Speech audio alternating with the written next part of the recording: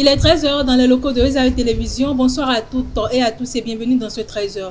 Au sommaire de l'actualité à Parakou, la 5e édition du Festival international Zogbin a été officiellement lancée.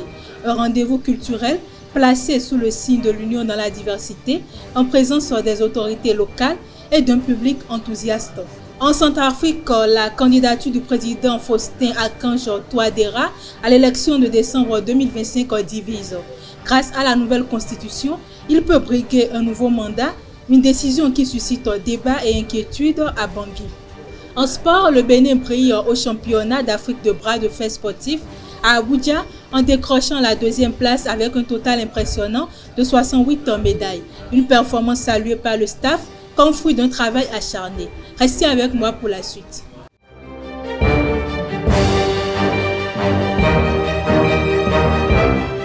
À nouveau, bonsoir mesdames et messieurs.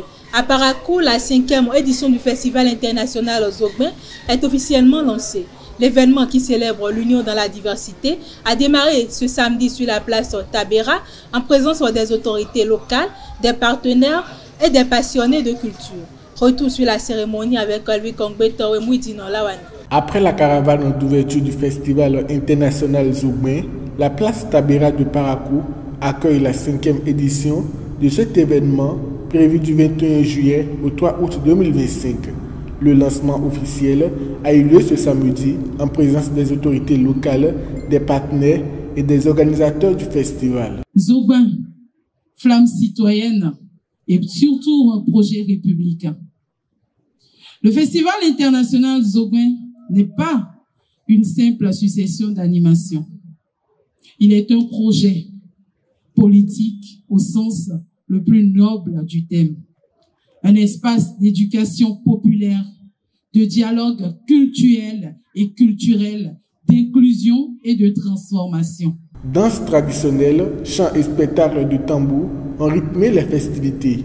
Placé sous le thème « Union dans la diversité », cet événement a servi de cadre de remerciement aux différentes autorités à l'endroit des initiateurs de ce projet, tout en soulignant son importance dans un contexte où la paix et la cohésion sociale doivent être au cœur des priorités. Le plaisir est pour moi de renouveler à chaque fois que je dois m'exprimer à une tribune comme celle-ci consacrée à la célébration de notre patrimoine culturel. Un patrimoine qui unit nos peuples en tant que citoyens du monde entier. Ce festival annuel, qui n'est rien d'autre qu'un rendez-vous incontestable de la promotion donc de la culture béninoise, du tourisme, de l'artisanat, du commerce local et de l'art culinaire, est en phase avec l'un des piliers du programme d'action du gouvernement, notamment la promotion donc du tourisme, de la culture et des arts. Le président Jacques Ayadi, parrain de cette édition, envoie par ma voix un message clair et de soutien aux initiatives endogènes comme le Festival international Zogbin, qui allie diaspora, jeunesse, spiritualité, cohésion sociale et matrimoine. La représentante de la Commission nationale béninoise pour l'UNESCO a saisi l'opportunité pour rappeler que nous sommes tous un même peuple, vivant simplement avec des diversités culturelles qui nous enrichissent. Du pays Otamari au pays Nago, en passant par les royaumes Bariba, Dendi, Fon et Goum, le Bénin est une mosaïque vivante, un carrefour de civilisation. Chers participants et participantes, nos langues, nos danses, nos tissages, nos contes, nos rythmes et nos croyances forment un tout cohérent et profondément enraciné. Et ce n'est qu'un début. Pendant plusieurs jours encore, la place Tabera vibrera au rythme des spécialités du Bénin. Le festival Zogbin continue d'émerveiller tout en semant les graines de l'unité dans la diversité.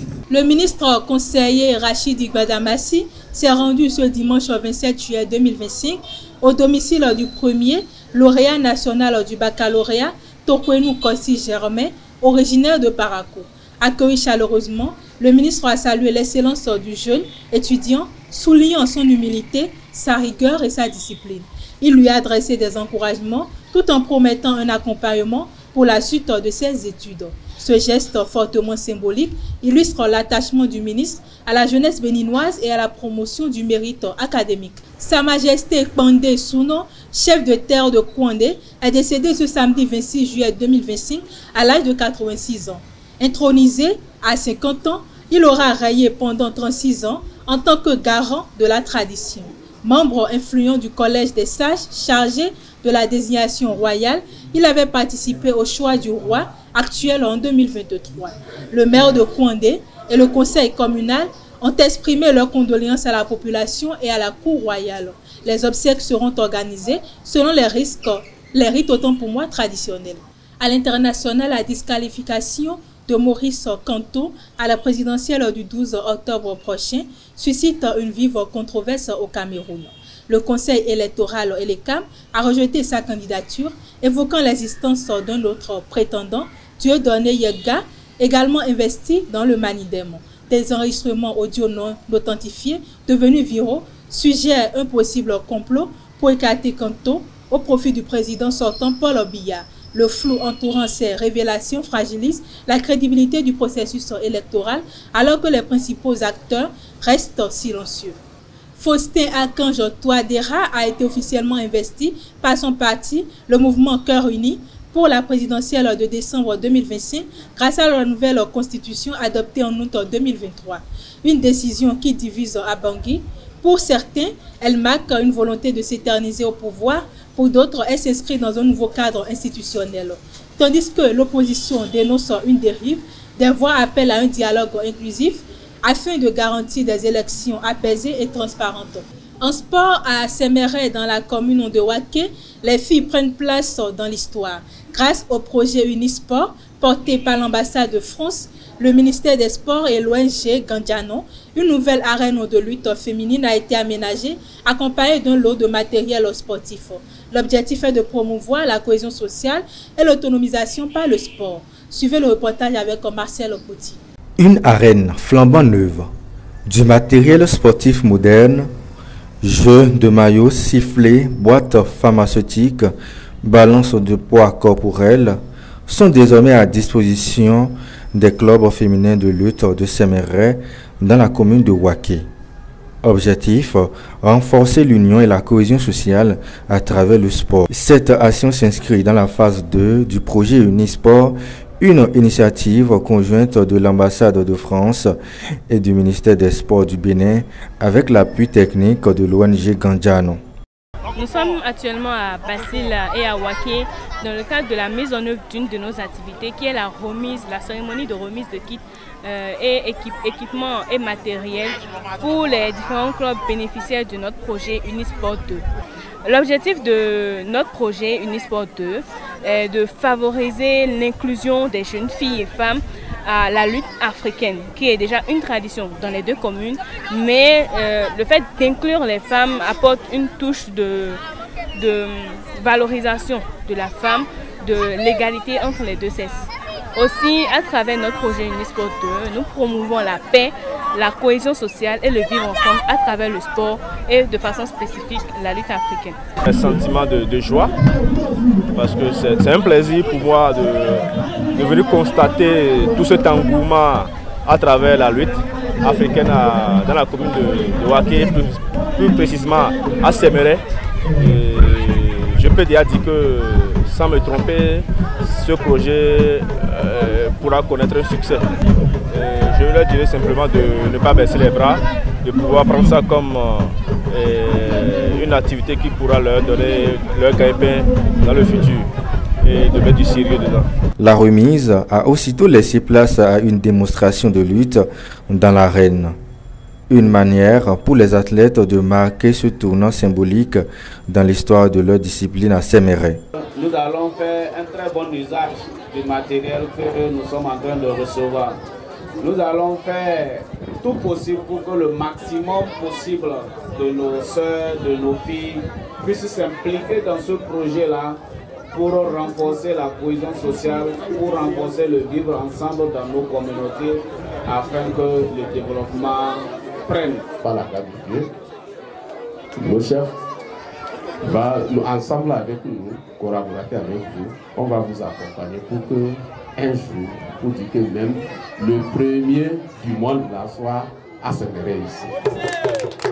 Merci, ça produit un sentiment de joie parce que j'ai constaté qu'après ces réunions, même ceux qui ne voulaient pas participer à cette lutte ont eu la chance de participer. On remercie le ministère des Sports et l'ambassade de France. À Semeré, la lutte féminine ne se contente plus de faire ses preuves. Elle trace désormais sa voie sur un terrain digne de son ambition. Le Bénin a décroché la 2e place au classement général du championnat d'Afrique de bras de fer sportif 2025 tenu à Abuja. En 2 jours de compétition du 25 au 27 juillet, les athlètes béninois ont récolté 68 médailles, 28 en or, 29 en argent et 11 en bronze.